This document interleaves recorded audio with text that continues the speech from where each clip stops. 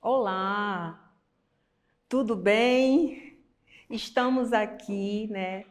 Eu hoje estou aqui, eu sou a professora Tatiane, né? Nós estaremos trabalhando, falando, discutindo um pouquinho sobre inclusão, né? Como é que acontece esse processo de inclusão? Eu estou vestindo um conjunto azul, um blazer branco, meu cabelo é loiro e longo e estou usando um sapato dourado. Né? Então, estou muito satisfeita de estar aqui com vocês. Nós estamos com uma nova proposta, né, do Projeto Arumã, e isso está sendo muito, muito bom para todos nós. Né? Hoje nós conseguimos alcançar mais de 600 estudantes, então nós estamos muito felizes com isso. E também, para iniciar essa nossa conversa, essa nossa discussão, né, eu quero falar um pouquinho sobre mim, para vocês saberem quem é a professora Tatiane. Então, eu sou a professora Tatiane. Hoje estou como gestora em uma escola municipal da rede pública de Manaus. E durante a nossa aula, no decorrer da nossa aula, que a gente vai ter 3 horas aí para estar junto, conversando, discutindo, ouvindo vocês também, eu vou estar falando um pouquinho de alguns fatos que acontecem na escola, né, para que esse processo de inclusão aconteça, para que a gente consiga realizar realmente, né, essa tão sonhada inclusão, mesmo diante de todos os desafios, as dificuldades, o quanto é desafiador incluir uma criança com necessidades educacionais especiais. Então, nós estaremos juntos aí, mas para iniciar hoje, eu coloco aqui, iniciando a nossa conversa, eu quero que a gente ouça, né, que a gente comece ouvindo 3 relatos de estudantes de alguns municípios que a gente escolheu. Nós escolhemos aqui a Laura, que está em Inhamundá, vai falar um pouquinho para nós. A Leia também, que está aqui em Careiro Castanho, mais perto de Manaus, né? E depois a Evelyn, que está em Taquatiara, tá bom? Então nós vamos ouvir esses 3 relatos, aí eu volto para a gente iniciar a nossa aula e começar as nossas discussões. Muito obrigada. Olá, eu sou a professora Laura Helena Reslever de Vezas, docente do CEMEI Vitória Régia, localizado na cidade de Inhamundá. Trabalho no turno vespertino. As nossas crianças com deficiências são recebidas em nossa escola com todo o suporte necessário para o seu desenvolvimento. Assim também como interagem com as outras crianças, com os professores, apoios escolares e os demais profissionais que fazem parte deste educandário. Participar do Projeto Arumã irá nos oportunizar a aprendizagem de novas metodologias que nos darão suporte para auxiliar cada vez mais as nossas crianças. Oi, Laura, que bom, que maravilha que vocês já estão aí nesse processo, né, de inclusão, já estão aí abraçando essa causa. A inclusão realmente nos encanta, a inclusão realmente é muito bom. Para a gente que é educador, para a gente que está na prática, na sala de aula, dentro da escola, isso faz toda uma diferença na vida desses estudantes. E é isso que a gente espera de vocês. E a gente traz aqui com o Projeto Arumã essa proposta de estar inovando, de estar dando dicas de como você fazer isso com mais qualidade. Então, parabéns, muito obrigada, gostei muito do seu relato. Agora nós vamos ouvir a Leia, do Careiro Castanho. Leia, vem entrar aí, Leia. Fala aí para nós, como é que está sendo essa experiência? Bom dia, sou a professora Leia, aqui do Careiro Castanho. Como eu recebo meus alunos em sala de aula? Bom, eu recebo com muito carinho e sempre chamando pelo nome. O curso Arumã, para mim, é uma ferramenta muito valiosa, poderosíssima, que vai me ajudar a atender e entender melhor as crianças com necessidades educacionais especiais. Que maravilha, Leia, que top! Olha, eu gostei muito do início da tua fala. Primeiro a gente tem que ver a criança, a pessoa, e quando você diz eu recebo ele chamando ele pelo nome, é isso, é aí que a gente quer chegar, tem que chamar ele pelo nome. O nome dele é mais importante do que qualquer outra coisa, é um som bom de se ouvir o seu próprio nome, então parabéns, que iniciativa boa. Agora vem a Evelyn de Itacoatiara vai estar aí dando sua contribuição, por favor, Evelyn. Bom dia, eu sou a professora Evelyn Gucci, trabalho na Escola Municipal, professora Maria Aide Chacon, do município de Itacoatiara. Eu estou atuando na área da educação especial já faz 22 anos. E eu também sou PCD, né? Eu sou deficiente físico, tenho paralisia cerebral. Atualmente eu estou utilizando o andador para me locomover. Atendo as crianças laudadas na sala de recursos, são 43 alunos, né? Mas as nossas crianças aqui na escola, todas são recebidas, são bem recebidas, né? E incluindo as 43 crianças laudadas, né? E de forma igualitária. E a partir daí, nós procuramos desenvolver um trabalho, né, voltado à inclusão. Esse projeto ele está sendo muito importante, até mesmo para nós que temos experiência, mas cada vez a gente está renovando e construindo mais. Então, eu agradeço muito por estar participando desse curso, que vai ser de muita importância, mais ainda para o meu crescimento profissional. Parabéns, Evelyn, estou muito feliz. É tão bom a gente ver uma pessoa, né, que já passou por tanta coisa, hoje está se destacando, principalmente no campo da educação, que ainda é um campo muito escasso quando se fala de inclusão. Então, eu fico muito feliz de tê-la como aluna, fico orgulhosa de você, de ter você como aluna nesse projeto, nesse novo modelo, né? Eu gostaria muito de poder abraçar todos vocês, conhecer todos vocês, mas como chegar a tantos municípios, né, ao mesmo tempo, né? Só assim, dessa forma. Então, seja bem-vindo ao curso, sucesso para todos nós. Então é isso, gente, vamos iniciar a nossa aula. Após ouvir esses relatos, a gente inicia a nossa aula. Agora, aparece na tela aí para vocês uma dinâmica que eu estou chamando aí de dinâmica da ordem. É uma apresentação. Nós vamos produzir um desenho. Olha só a orientação que eu vou dar. Qual o objetivo dessa dinâmica? Refletir de que forma diferente cada um de nós reagimos diante de um único comando. Esse é o único objetivo, para a gente ver que ninguém é igual a ninguém, cada um tem a sua subjetividade, sua forma de interpretar e a sua forma de ver os comandos que são recebidos. Então, eu peço aí para vocês desenharem um animal, desenhem um animal que possua porte elevado, olhos pequenos, rabo comprido, orelhas salientes, pés enormes e coberto de pelos. Prestem atenção que eu estou dando um único comando e eu quero ver o que vocês vão ser capazes de produzir a partir disso. Então, agora nós vamos dar 5 minutinhos para vocês produzirem esse desenho. E depois vocês vão guardar o desenho. Cada um vai guardar o seu desenho. A gente vai escolher um município só para mostrar os desenhos que foram feitos, que foram produzidos, mas ninguém vai comentar. Só para mim fazer o comentário, tudo bem? Tudo certo? Então vamos lá. A gente vai dar um stand-by aí de 5 minutos para vocês produzirem o desenho. Não esqueçam do comando. Porte elevado, olhos pequenos, rabo comprido, orelhas salientes, pés enormes e coberto de pelos. Com vocês. Maravilha! E aí, gente, como foi a experiência?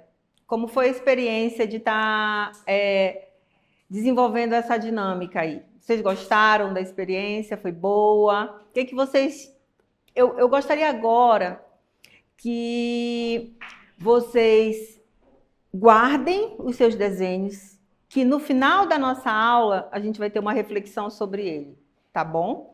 Mas agora eu vou escolher o município de Parintins para socializar conosco esses desenhos. Ninguém vai precisar falar. Então, eu gostaria que a tutora, por favor, você faz um pequeno vídeo de 1 minuto e meio, no máximo 1 minuto, bem rápido, mostrando o desenho de todos os colegas, todo mundo que produziu o desenho. Que no final, daqui a pouquinho eu vou te chamar para a gente socializar esse vídeo aqui no decorrer da aula, tá bom? Então agora nós vamos iniciar o conteúdo, né? Para que nós estamos nos propondo, o que essa disciplina vem trazer para nós, né? Sobre inclusão. Então eu começo aqui, inclusão escolar. O que é inclusão escolar? E aí eu trago um conceito e, ao mesmo tempo, um paradigma, né? Uma reflexão, para a gente iniciar esse momento refletindo. Primeiro que é uma sociedade que cria um conjunto de regras, de normas, de crenças, de valores, né? E esses valores, essas crenças, essas regras, elas passam a ser verdade absoluta. Começam a ser partilhadas em determinados grupos e vão se repetindo historicamente por muito tempo. Esses conceitos, essas regras vão se repetindo. Só que chega aquele estudante que nos desafia, chega aquele estudante que quebra as regras, chega aquele estudante que tem comportamentos diferenciados, que precisa de uma atenção diferenciada, que precisa de adaptação de currículo, de material, que precisa de um olhar mais humanizado. E é esse estudante, a partir do momento que ele entra em crise porque ele não consegue se encaixar naquele modelo que está posto, ele é o nosso desafio. Ele é o desafio do professor que está no ensino regular hoje, que está como professor regente dentro de uma sala de aula. Porque esse estudante, ele também tem os seus direitos, ele também tem os seus valores, ele também tem as suas regras, ele também vai aprender, só que diferente de tudo que está posto. E ele desafia a todos nós. Então, inclusão escolar é isso, é a gente estar preparado. Não é eles que têm que se preparar para a escola, mas nós temos que estar preparados para receber todos os tipos de estudantes, independente se ele for um modelo padrão, tudo certinho, né? Que é inteligente, resolve as questões rápido, participa de todas as aulas e fica quietinho na cadeira, ou é aquele estudante que nos desafia no dia a dia, que pode ser um estudante com deficiência, que pode ser um estudante que simplesmente tem uma doença, ou um estudante que tem alguma dificuldade de aprendizagem, como é o caso da hiperatividade, que está muito presente em nossas escolas e hoje tem sido um grande desafio na escola, né? Então, vamos lá. Conceituando integração. Vocês tiveram uma disciplina anterior no sábado passado, né, com o professor Rodrigo, uma excelente aula, me falaram que foi muito boa, estou muito feliz, professor Rodrigo muito inteligente, muito capaz, um grande colega. E ele falou também um pouquinho sobre tudo isso, mas a nossa disciplina pede para a gente falar, quando se fala de inclusão escolar, a gente conceitue primeiro o que é inclusão, né?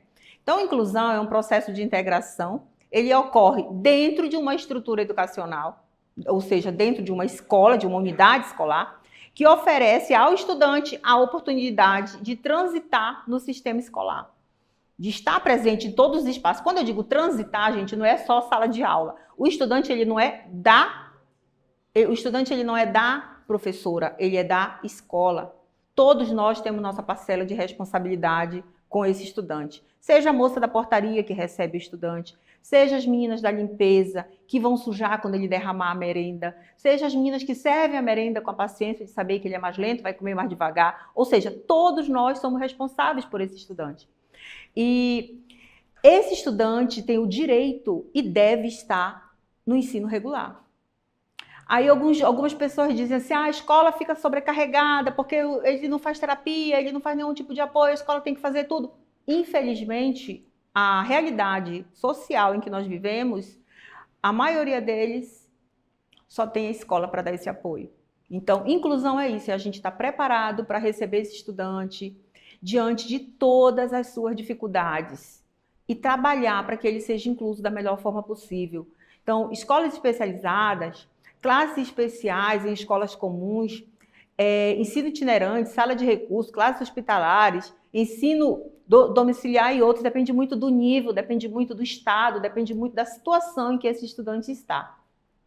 Trata-se de uma concepção de inserção parcial. Tudo isso é inserção parcial, não é inclusão.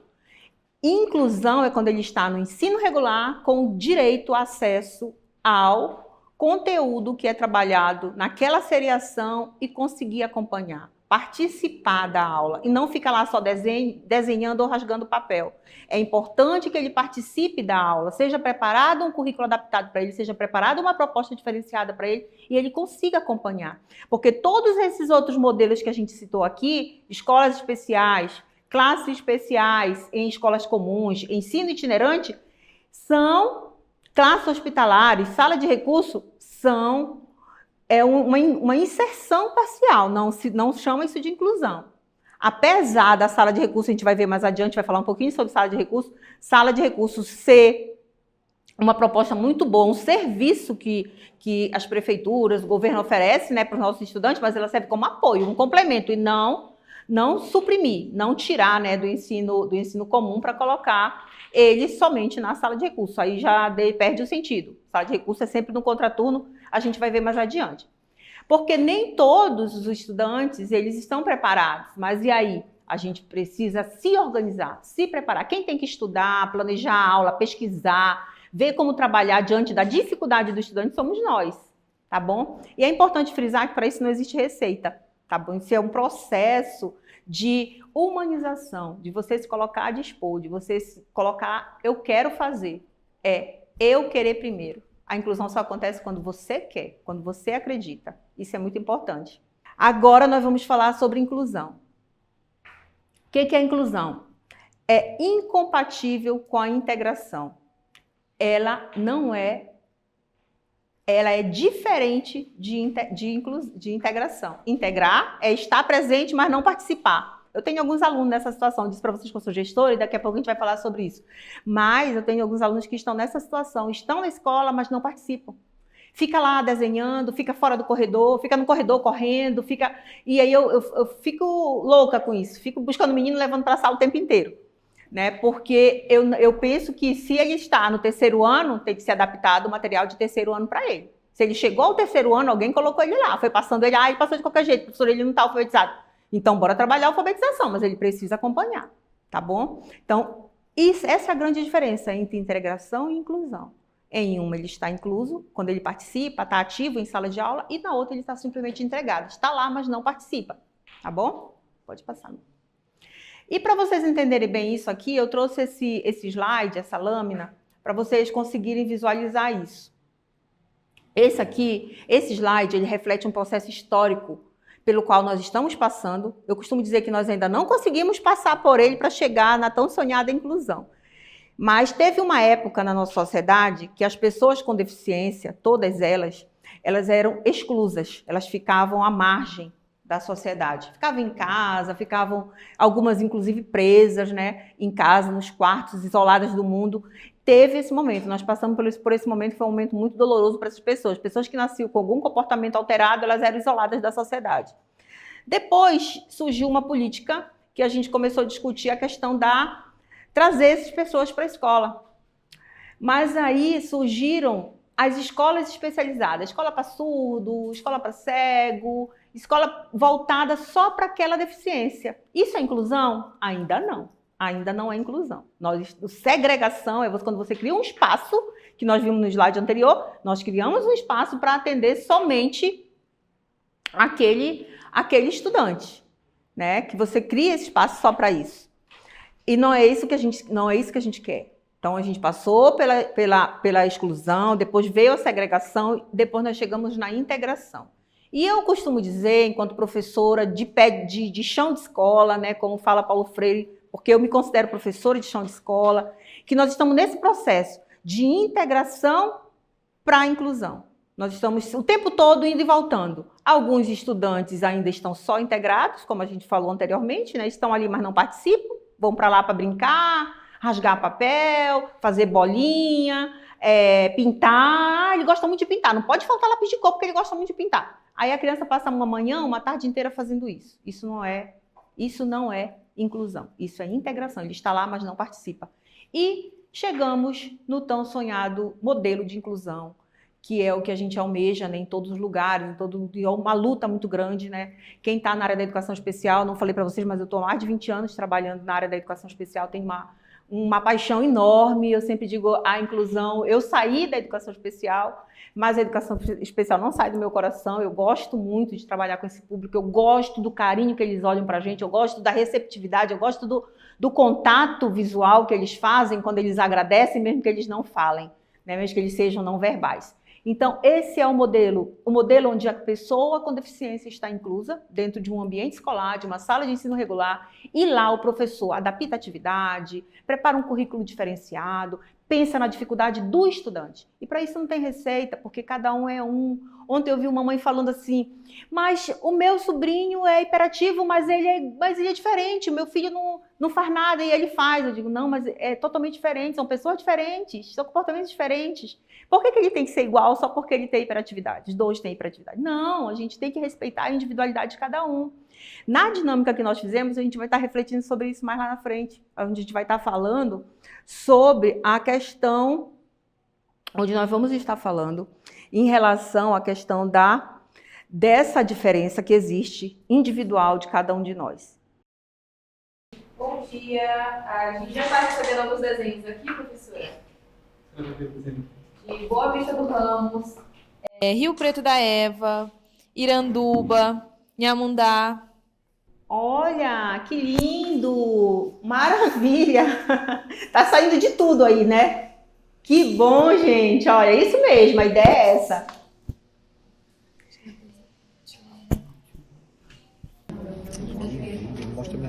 Muito bom! Parabéns! Essa é a ideia. Vou já explicar por que a gente está fazendo esse desenho, né? Qual a ideia de tudo isso.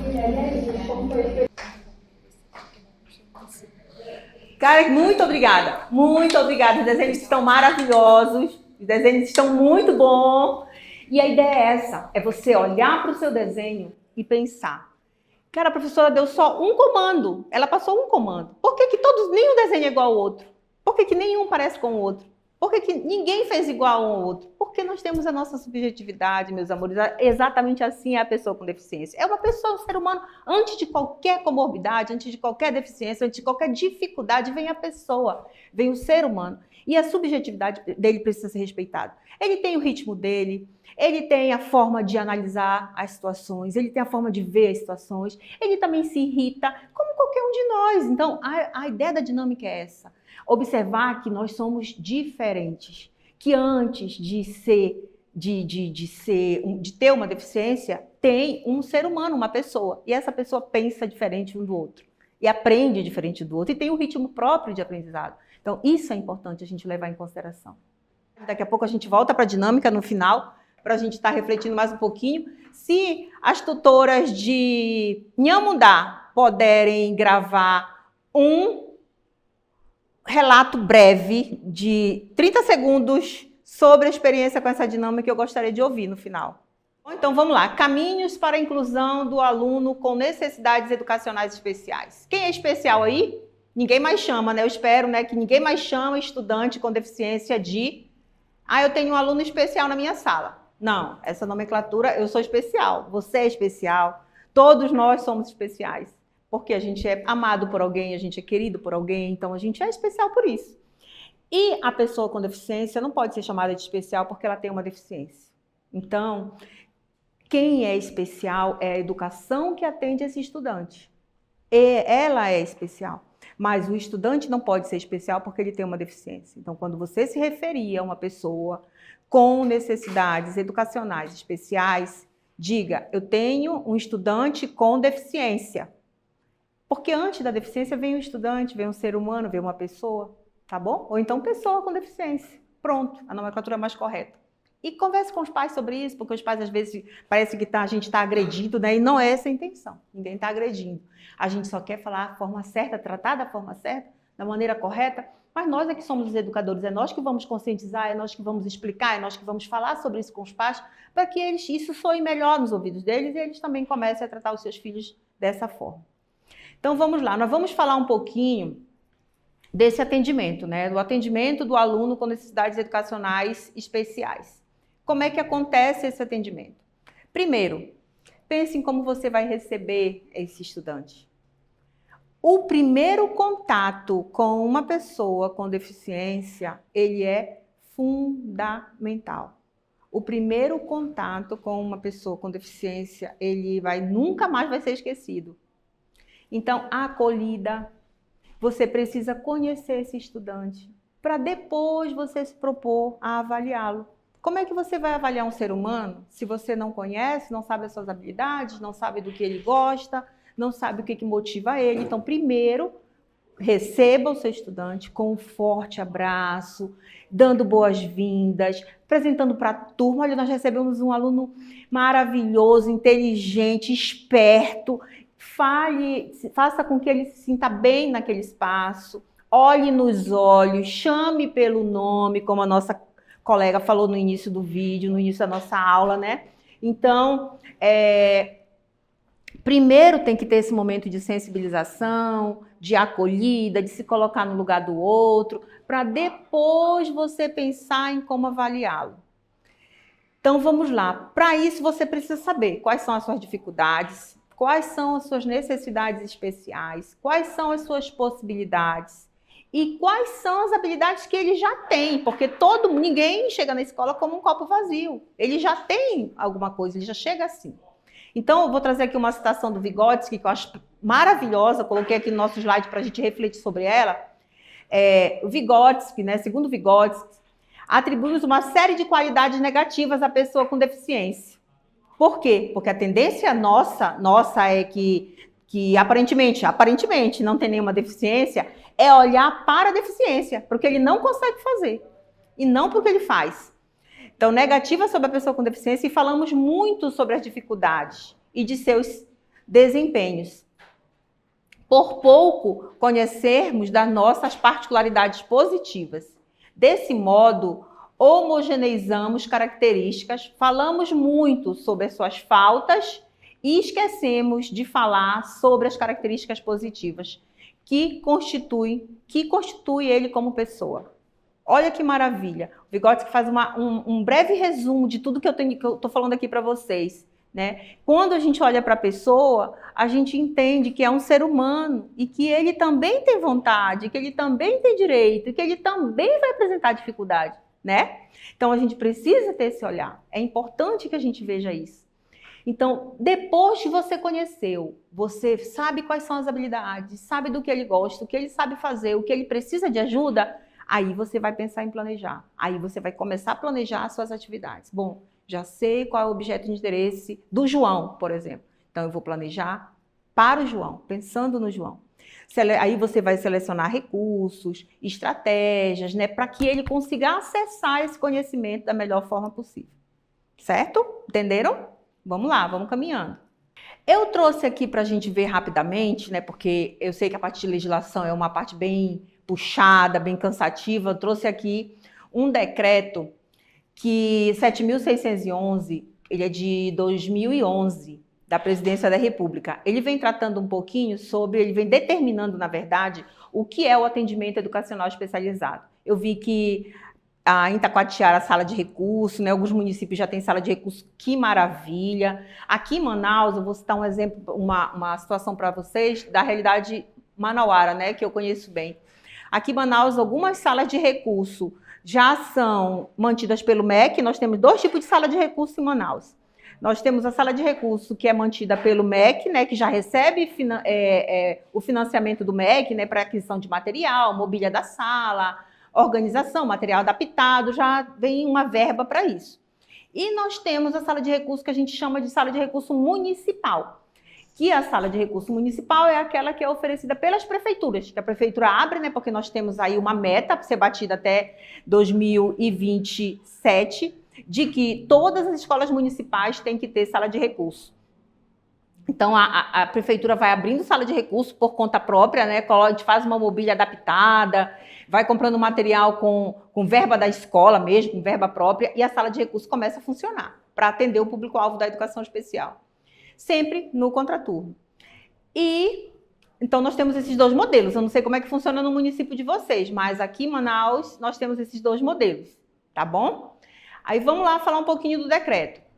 No inciso 1º, diz o seguinte: considera-se atendimento educacional especializado o conjunto de atividades, recursos e acessibilidades pedagógicos organizados institucionalmente prestados da seguinte forma. Primeiro, a sala de recursos tem 2 objetivos: complementar e suplementar. A sala de recursos serve para isso. Se a sala de recursos serve para complementar ou suplementar, eu posso tirar o estudante do ensino regular no mesmo horário e levar para a sala de recursos? Não, porque eu não estarei nem complementando e nem suplementando. Sala de recurso acontece no contraturno, tá bom? Se o estudante estuda pela manhã, à tarde faz sala de recurso. Se ele estuda à tarde, pela manhã faz sala de recurso, certo? Então, o que seria complementar?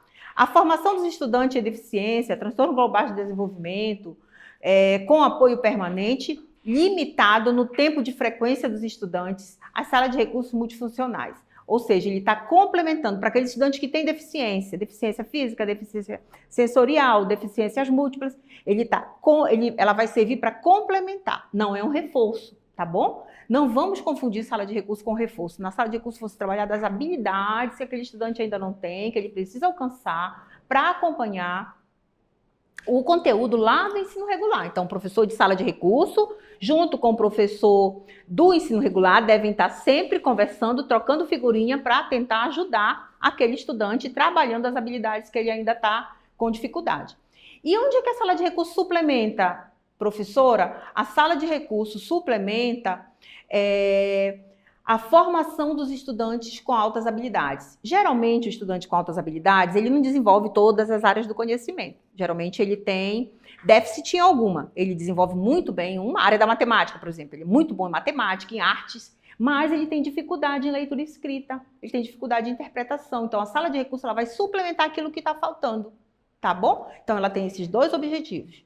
E nós atendemos esses dois públicos. Estudantes com deficiência, altas habilidades, superdotação, que apesar de não ser uma deficiência, é um público-alvo da educação especial. E nós atendemos também transtorno do espectro autista. Também não é uma deficiência, é um transtorno. Então, nós atendemos esses três públicos no ambiente de sala de recurso. É importante vocês saberem disso. Aquele aluno com TDAH pode participar de sala de recurso? Não, não pode. Infelizmente, ainda não pode. No Brasil, não pode. Tá bom? A gente ainda não conseguiram ainda incluir, né? Apesar de ter um decreto aí rodando aí para ser aprovado, mas ainda não foi para incluir o público-alvo, o TDAH como público-alvo da educação especial. Então, no momento, ainda não pode. No artigo 9º, para efeito da distribuição dos recursos do Fundeb, será admitida a dupla matrícula, olha, isso é interessante, dos estudantes da educação regular da rede pública a receberem atendimento educacional especializado. Olha que legal. O estudante que participa do ensino regular, ele é matriculado naquela escola. A escola recebe uma verba do Fundeb para isso. O estudante que participa também da sala de recurso no contraturno, a escola vai receber 2 vezes por ele. Então, ele não está lá de graça, tá bom? Então, é importante a gente entender isso. É um direito do estudante. É obrigatório, professora? Não. Infelizmente, a sala de recurso ela é adesão. Os pais desse estudante precisam ir lá e fazer adesão do serviço. É um serviço oferecido pela educação educacional, mas ele precisa ser aderido. Precisa que os pais façam adesão da sala de recursos, tá bom? E essa escola passa a receber 2 vezes por ele. Ele tem dupla matrícula, ele é matriculado no turno matutino e no turno vespertino. A dupla matrícula implica no cômodo do estudante, tanto na educação regular, quanto no atendimento educacional especializado, que eu acabei de falar, tá bom? Ele tem direito aos 2 e recebe pelos 2, é um estudante igual a todos os outros, com direitos garantidos quando ele participa tanto de um quanto de outro. Então, ele tem direito de ir no contraturno, tá bom? Se é mais merenda, tudo é dobrado por conta daquele estudante que está na escola. Então, ele tem direito a tudo isso. Serão consideradas pela educação especial a matrícula na rede regular de ensino em classes comuns ou em classes especiais de escolas regulares, em que escolas especiais ou especializadas, tá? Então, sempre a educação especial, muito cuidado com isso. A gente ouve muito falar disso, é incrível, as pessoas ainda têm muita dificuldade para entender esse processo de inclusão e acha que a gente está empurrando o menino para a escola, que a família está empurrando, quer obrigar a criança a ficar na escola. E não é isso, gente, é um direito do estudante. O direito à matrícula no ensino regular é um direito do estudante, a gente precisa só garantir isso. Não é uma questão de opção, é garantir o direito, certo? Então, vamos lá. Como eu falei anteriormente, né, o atendimento educacional especializado é um serviço da educação especial. Ele identifica, ele elabora, ele organiza recursos pedagógicos e de acessibilidade e vai eliminando. A proposta é essa, é que o atendimento educacional especializado, eu quero que vocês reflitam sobre isso, como é que está funcionando na escola de vocês, ele está conseguindo romper a barreira que existe entre o estudante e o conteúdo daquela série que ele está? Porque esse é o grande objetivo, é fazer com que esse estudante consiga acompanhar. É fazer com que ele consiga ter êxito no ensino regular. É fazer com que ele se desenvolva academicamente, com que ele aprenda academicamente. Não é para ir lá para a sala de recursos só para pintar, só para cortar. Lá está sendo trabalhado os conteúdos que estão sendo trabalhados em sala de aula. Esse estudante está conseguindo ter êxito, melhorando suas notas, seu desempenho, seu desenvolvimento, ou continua dando nota automática para ele? Reflita sobre isso. Se você tem sala de recursos no seu município, reflita sobre essa prática, tá bom? Realizações específicas para ajudar o aluno a agir de modo estruturado no ambiente escolar e fora dele. Então, ele propõe, ele desenvolve habilidades, deve desenvolver habilidades para que o aluno esteja desenvolvendo um perfil para conseguir acompanhar. Esse é o grande fazer. Se o estudante que está incluso, por exemplo, vou dar um exemplo bem claro para vocês. Se o estudante que está incluso numa turma de terceiro ano, ele ainda não está alfabetizado, ele não consegue ainda entrar na sala. Ele não consegue entrar na sala. É todo um processo para conseguir levar ele para a sala. Um processo de convencimento mesmo, de conversa, de abaixar na altura dele, conversar, olhando nos olhos, tentando pelo menos, né, para ele entrar na sala de aula. Qual será o primeiro trabalho do professor da sala de recursos? Trabalhar isso com esse estudante. O caminho da porta, da entrada da escola até a sala de aula. Ensinar o estudante a sentar na cadeira o maior número de tempo possível. E por que a inclusão é tão importante? Porque nesse processo ele vê que os outros fazem a mesma coisa e ele começa a querer copiar. Por mais que ele não saiba o significado de ficar ali sentado, ele começa a querer copiar o que os outros estão fazendo. Então, é por isso que a inclusão é importante, é por isso que a inclusão é humana. É necessária, a gente precisa olhar com humanidade para esse público, porque é isso que eles precisam. É um público muito sofrido, é um público que já passou por muita coisa, seja de saúde, seja educacional, de exclusão mesmo, de privações. Então é um público que a gente precisa dar um olhar diferenciado. São famílias difíceis, por quê são famílias difíceis? Porque os pais são muito difíceis, pais isso, pais aquilo. É difícil você ficar 4 horas com um estudante, incluso na sua turma. Imagine os pais que passam 24 horas, 20 horas com o estudante, né, o tempo todo em casa. Então, realmente é um desafio. Tá? Então, também faz parte aí do trabalho da sala de recursos adequar e produzir material didático e pedagógico, tanto para ele usar na sala de recursos, quanto no ensino regular.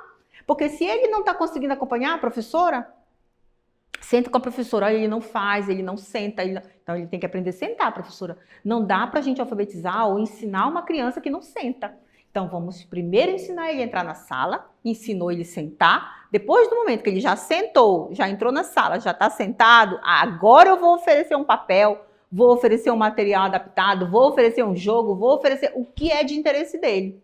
Primeiro eu tenho que conseguir mostrar para ele a importância de estar ali naquele ambiente, e que aquele ambiente tem regras. Isso é do dia para a noite? Não, gente, isso é um trabalho de formiguinha, isso é todo dia repetindo, isso é todo dia falando, isso é todo dia você insistindo até ele entender. Ele vai entender, mas é no tempo dele, não no seu, tá certo? Então o serviço, o AE, deve se articular com a proposta da escola comum, também nós já falamos sobre isso. Embora essas atividades se diferenciam da sala regular, mas nós já falamos sobre isso. Eles precisam ser articulados, os professores precisam conversar. Se o professor da sala de recursos se tranca na sua sala e o professor do ensino regular se tranca na dele, não vão conseguir fazer o menino avançar. Precisam alinhar as falas, as propostas, as estratégias, as metodologias e a didática que vai estar sendo utilizada diante da dificuldade individual de cada estudante. É por isso que na sala de recurso a gente atende aqui, a proposta é que o que diz o projeto da sala de recurso é no máximo 5 estudantes por horário e o professor vai fazer um planejamento individualizado para os 5, atendendo a dificuldades e as necessidades e trabalhando as habilidades necessárias de cada um, certo? Realizado no período inverso, sempre no contraturno, nós também já falamos. E nunca tirar, porque o objetivo da sala de recursos não é suprimir, o objetivo da sala de recursos é complementar ou suplementar, então a gente nunca tira ele do ensino regular, leva para a sala de recursos. Ah, mas ele mora muito longe e não consegue. Ajuste o horário dele para ele uma vez na semana, mas vá no contraturno, nunca suplemente, nunca tire dele o direito de estar no ensino regular, o direito de estar na sala de aula, junto com os outros estudantes, porque aquela é uma experiência riquíssima e que ele não vai ter em nenhum outro lugar. Antes da deficiência, vem a escola, vem a pessoa do aluno, né? Aí eu falava sobre isso no início da nossa aula. Antes de qualquer deficiência, gente, vem um ser humano, vem uma pessoa, vem um aluno, vem a história desse estudante. Vem a história de vida, vem a história individual de cada um. Alguém ama essa pessoa, ele é importante para alguém, então a gente não pode perder isso de vista. Não existe um roteiro, um guia, uma fórmula pronta. Nós também já falamos sobre isso. Não existe receita para atender o público-alvo da educação especial. Eu vou pensar numa atividade. Eu, Tatiane, a professora de vocês hoje, vai pensar numa atividade, uma estratégia, e vai mandar para vocês aplicarem com todos os seus estudantes autistas. Não vai dar certo, gente, porque eu não conheço as crianças. Eu preciso conhecer primeiro. Lembra lá da acolhida? Do conhecer o estudante para depois planejar e depois avaliar? Então não dá. Então primeiro eu preciso conhecer. Você que vai me dizer o que o teu estudante precisa. É você que vai olhar para ele e vai dizer, você é que vai dizer o que ele está precisando naquele momento para desenvolver as habilidades que ele ainda não alcançou. É você que vai me apontar. É você que vai pensar nele e vai dizer, eu vou trabalhar dessa forma porque é isso que ele pensa, é isso que ele precisa. Tá bom? O atendimento deve ser planejado de acordo com as necessidades dos estudantes. Também já falamos sobre isso. O professor de sala de recursos planeja a partir das necessidades do estudante. Não pode planejar igual para todo mundo, porque todo mundo é diferente. Lembre-se da nossa dinâmica, diferença. Só tem uma coisa que faz nós, seres humanos, iguais uns aos outros. São as nossas diferenças. Só isso. Somos diferentes uns dos outros, independente de ter ou não uma deficiência ou qualquer uma outra limitação. Então vamos aprofundar, né? Vamos aprofundar um pouco o tema, né? Quem são eles, né? Quem são as pessoas com necessidades educacionais especiais? Quem são os alunos da minha sala de aula? Quem são esses estudantes? Os alunos que estão na minha sala de aula. Quem são eles? Eles têm uma história, eles têm um amor, eles têm uma vida, eles têm habilidades, eles precisam ser respeitados como pessoas, como seres humanos. Então, vamos refletir um pouquinho, nós vamos assistir um vídeo bem rápido, né? Sobre a diferença. A gente vai entrar num tema muito bom agora, a gente vai falar um pouquinho, que também ainda dá uma confusão, né? Apesar da gente já estar um tempo na área da educação especial, a gente, quando vai para a escola, a gente ainda visualiza isso, principalmente nos colegas que têm pouco conhecimento, pouca experiência com o fazer da educação especial. Porque falar de inclusão, gente, é diferente de ler num livro. Fazer inclusão é diferente de você ler um conceito. Fazer inclusão é você sentir no coração, é sentir na alma, entendeu? A necessidade do outro. Então, nós vamos ver um vídeo aí que vai falar um pouquinho sobre a diferença que tem entre doença e deficiência, que é um vídeo introdutório para a gente entrar no nosso próximo conteúdo, tá bom? Muito obrigada até aqui. Estou muito feliz de estar com vocês. Vamos lá.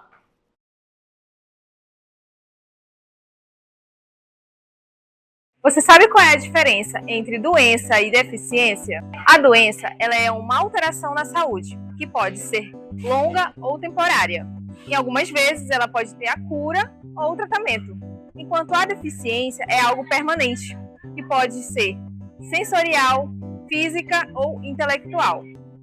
Enquanto que a dificuldade de aprendizagem já é uma outra coisa, pois ela dificulta a aquisição de novas habilidades, como a leitura, a escrita, a matemática. E essa criança, ela não é menos capaz. Ela só precisa do seu apoio. Então, gente, vamos lá.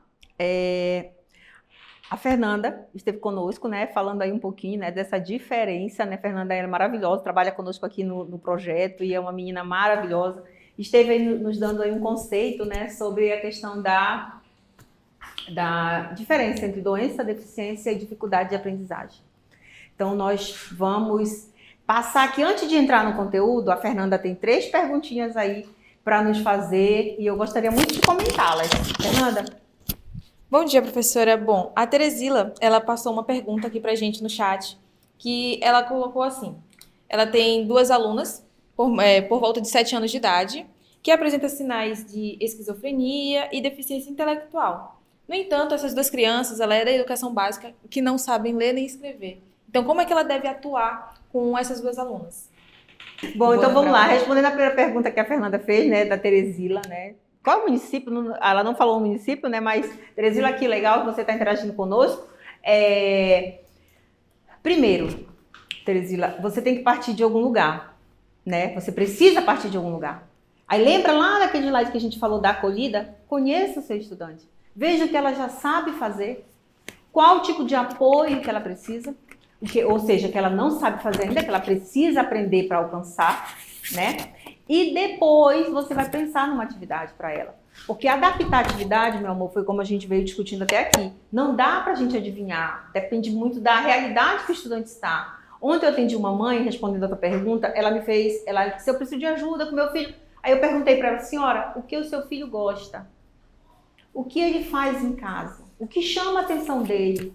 Qual o objeto de interesse dele? Eu preciso, para mim pensar numa atividade para ele, eu preciso conhecer seu estudante, o seu filho. E ela não soube me dizer, disse, então observe um pouquinho e depois a senhora volta para me dizer, porque eu quero ajudar, mas eu preciso ter um ponto de partida. A mesma coisa eu digo para você, você precisa ter um ponto de partida, meu amor, tá bom?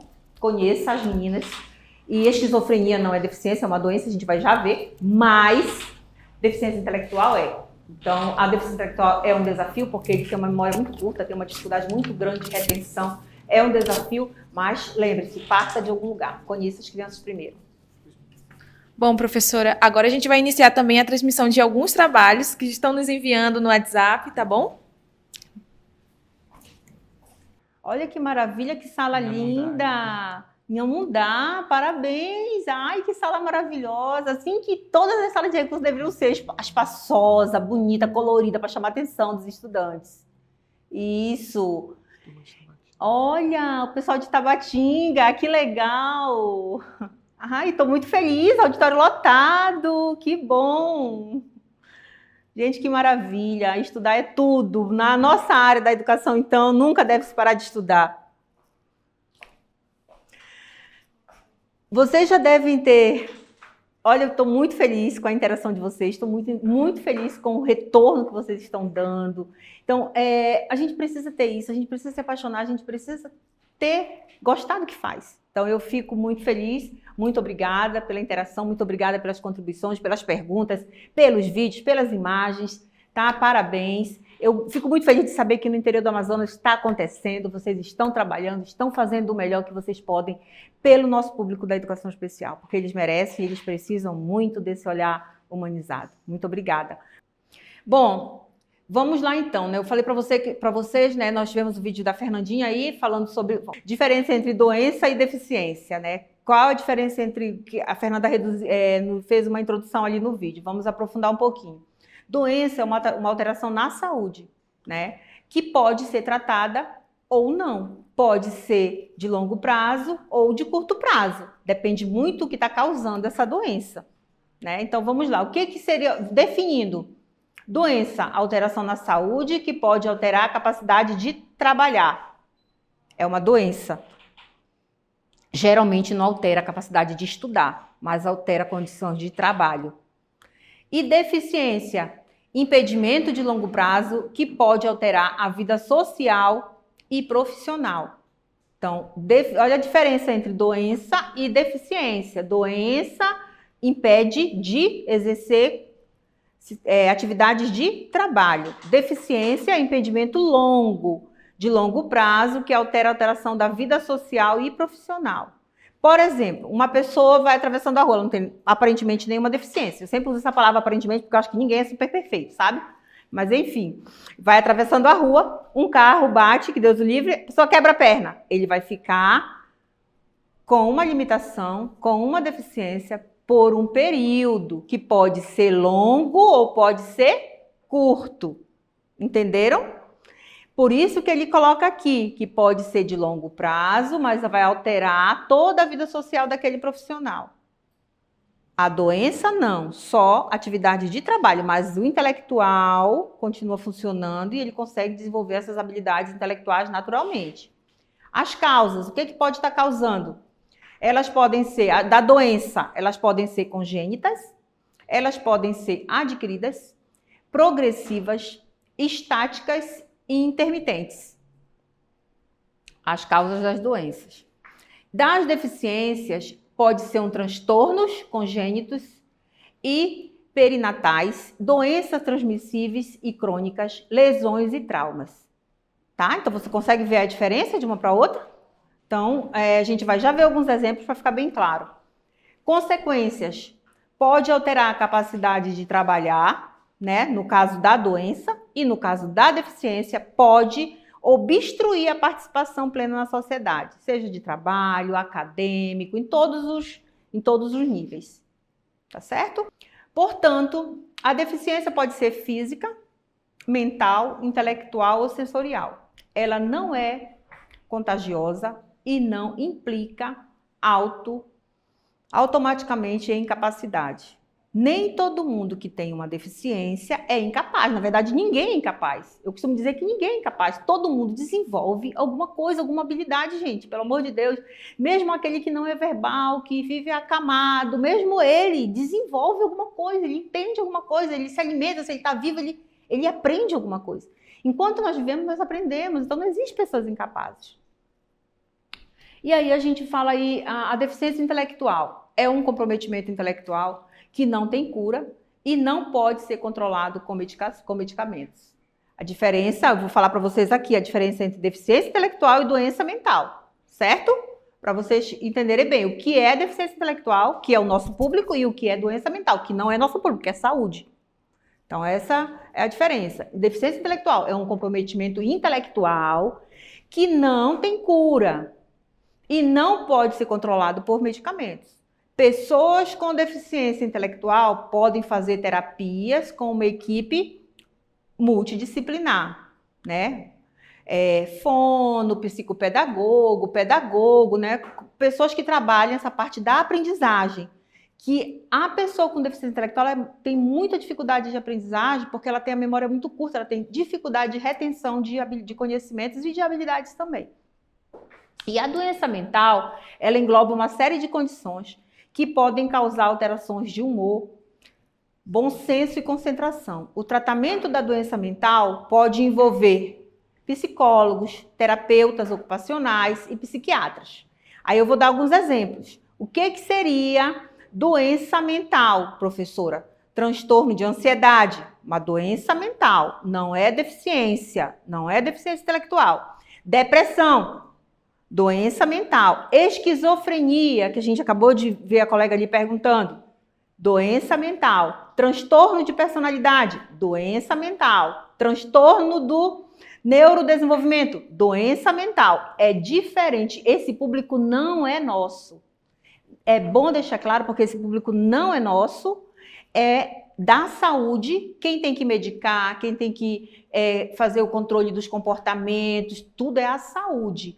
Aí vocês podem perguntar, mas professora, eu entendi, mas esse estudante está na minha sala. E aí, o que eu faço com ele?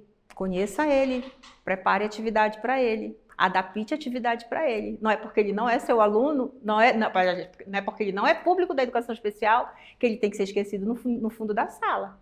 Não vamos cuidar dos sintomas, não vamos cuidar dos problemas biológicos, porque isso é saúde, mas nosso papel enquanto professor é adaptar para qualquer estudante, seja ele público ou não da educação especial. É um direito deles. Prepare atividade para ele.